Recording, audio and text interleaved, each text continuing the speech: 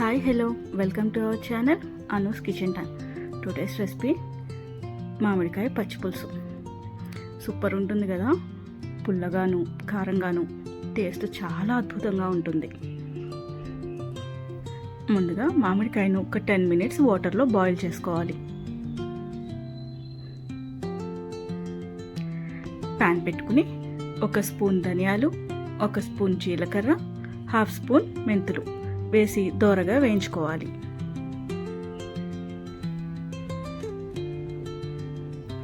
ఇప్పుడు ప్యాన్లో 1/2 spoon oil పోసుకుని ఆయిల్ కొంచెం వేడెక్కిన తర్వాత 4 లేక 5 వెల్లుల్లి రెబ్బలను డార్క్ కలర్ వచ్చే వరకు వేయించుకోవాలి.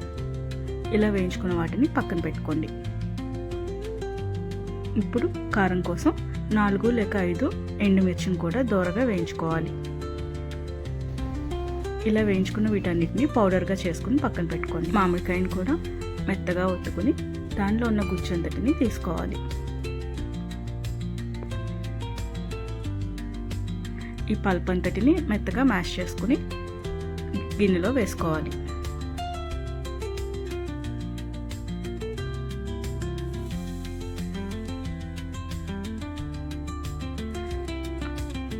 వాటర్ పోసుకుని మనకు కావాల్సినంత వాటరు క్వాంటిటీని బట్టి పోసుకోవాలి.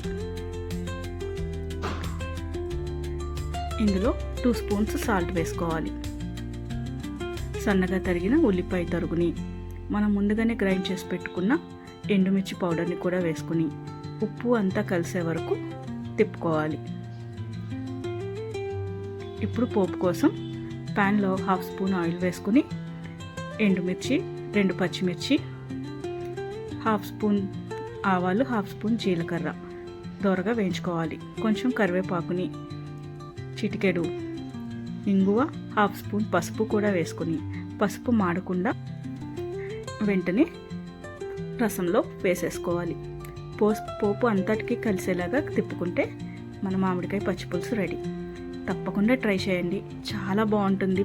పుల్లగా కారంగా నోటికి చాలా బాగుంటుంది. Thank you for watching. Please subscribe my channel. Thank you.